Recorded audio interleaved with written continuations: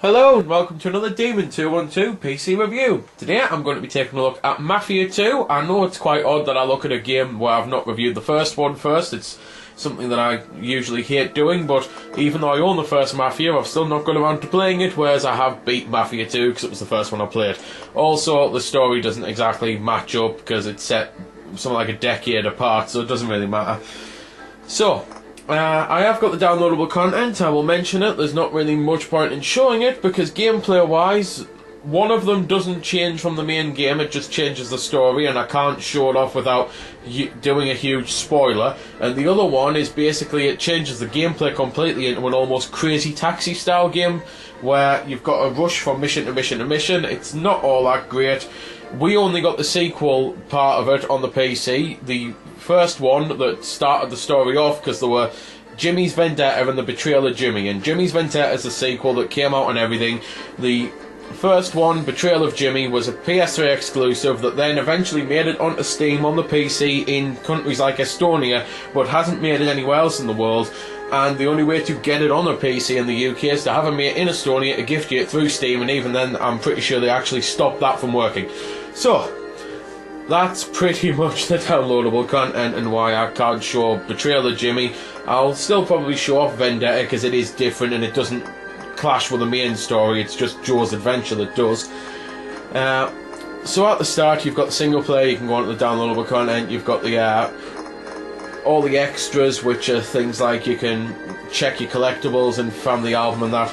Obviously I'm not going to show them off because firstly they're Playboy images, some of them, and I'm not going to get banned off YouTube showing Playboy images. I wouldn't be that stupid. I'm also not going to show the family images off because they are major spoilers because you get them as you beat the game. Option wise, you can fully customise everything, game settings, video settings, controls and things like that. So instead I'm just going to go into the story and I'll load up an early chapter. So, first up I'll mention the story in the game. I actually quite like it, it's done reasonably well. The cutscenes, however, can be skipped if you're not enjoying it. I'll also mention that gameplay wise, this gets a lot of flack for not having a free roam. Quite frankly, if it had a free roam, then it would just be GTA and there'd be no point in getting it, which is why I like this, because it's not just another GTA. While they're currently on the screen, I might as well mention this is the other downloadable content, the things that you can get, so you can dress up in World War II gear and that, and you can get yourself some cars to put in your garage, which you can obviously drive around with, and that part of the DLC actually makes the game easier, because there are times when you want it, and having a change of car or a change of clothes comes in very handy, and if you've not got around to buying any, because you have to buy them in between the mission, then, and also steal the cars to be fair, then having the DLC allows you to just quickly swap over. The main part of the game though sees you pretty much being a mafia guy. You can drive around, you can shoot things in a third person view, you can also have really cool fist fight sections, which the fist fighting dynamic's actually done rather well, and if you've got a mouse that's a gaming mouse, obviously you're going to have a mouse using a PC, then you can pretty much set your other buttons to your different types of dodge and punches and that, and I found it worked really well. Watch me get my arse handed to us now though, as I've kind of not played this in a couple of months and have to remember what to do. You can do a few basic combos, and you can also do some finishing move type things where once the guy's on the deck like this here, if I kept pushing the left mouse button I'd beat him up there. You can knee them in the head and that and slam their head into glass and stuff like that. It's pretty cool. The shooting mechanics on the game though is what you're going to be doing the most part, and the weaponry works well. You can get anything from World War II weapons like Thompsons to Tommy guns and things like that, just like normal machine guns as well, and handguns. I'll be honest, I don't know the names of all of the weaponry from the 40s or anything, so I kind of can't remember them. And some of the game does take part in the 40s and some of it takes part in the 50s, and when you start the game, the 40s part, everything looks really nice, and then the 50s part, it's like playing a different game. All of a sudden everything's changed, and it's quite cool that it does that. While I mentioned that you can put some cars in the garage, if you don't actually have any or anywhere near them, then to steal a car you can either smash the window or you can pick its lock. And some are harder to pick than others, and if you pick them in front of the police you'll almost always get the police right onto you. It's rare that they don't think you're using a key. Driving mechanics on the game are okay. Some cars handle better than others, some are faster than others. You can put a limiter on, a speed limiter, so that you don't go above the speed that you're supposed to on that road, so that you don't get attention from the law or anything.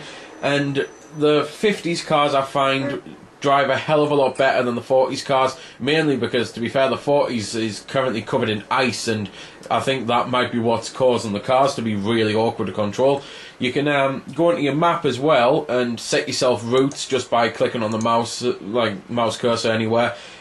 It's a pretty advanced and in-depth game, and it's the type of thing that, as I say, it got a lot of crap for not being GTA clone, but I'm actually happy that it's on a GTA clone.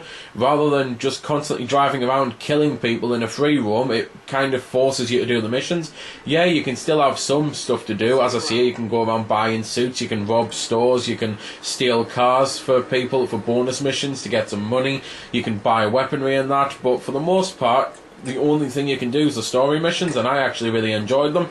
They'll range from killing people to driving people somewhere to driving someone somewhere then killing him, to just daft little things like that. There's the odd mission where you have to drive somewhere really fast. You've got a timer and you've got to go from one place to another to another to another to either sell people things because it's goods that are perishable and things like that.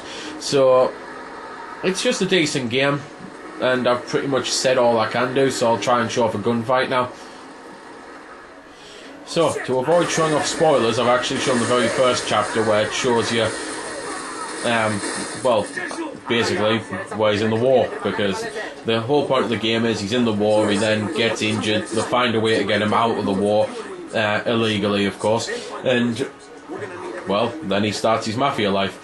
But it's, as I say, it's just one of those. The weaponry on the game works well. You can get things like grenades, Molotov cocktails, as well as your rifles, your machine guns and that. It's the type of thing that I found the game quite hard in places, which is good, but in all honesty, I think I would have preferred choosing the hard difficulty rather than the normal difficulty. It's the type of thing that I ended off thinking, I wish I'd just put it on a bit harder, because this could have been a bit more challenging in this place, or could have been a bit more challenging in this place, and things like that.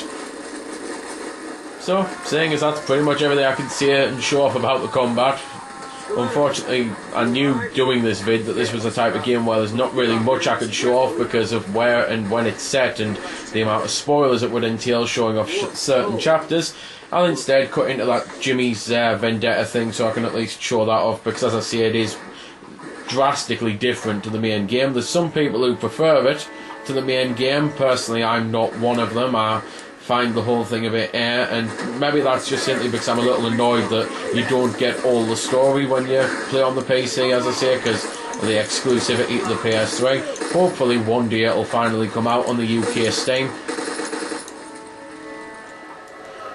So, as I say, it's a bit like a Crazy Taxi style game where you've got missions and you go over. It's not a case of you're on a constant timer or anything, but rather than actually doing the story, there'll be symbols like this and you can view your mission and see what you have to do. This is at the start of the DLC because, as I say, I've not really played much of it, and what I have played I've not really enjoyed because, as I say, I just don't really find the point of playing the second one when I haven't played the first one, because I'm pretty sure the first one now must end with you getting locked away in prison, but I can't know for sure because I've not played it. And once I've started the mission, I do get a timer which appears, and I've then got to accomplish my mission in that time, obviously. And it's just, as I say, just totally different style of gameplay to the main game. Some people like it, some people don't. So pretty much all I can say is that the main game sees 15 chapters, which are all pretty lengthy. I mean, each one must have taken us about an hour. There's obviously the collectibles with the pin-ups and all that, which you can get the pin-ups by beating the game on the hardest difficulty. There's the Playboy models, which you have to find 50 Playboy magazines hidden all over the place, a few in each chapters. And there's just other little things like that to look around for. So if you're into collecting things, then there's plenty to do with the game. So there we go then. That's been the review. I hope you found it helpful. I don't score the games because that's based purely on opinion, so instead I'll leave you to make your own mind up.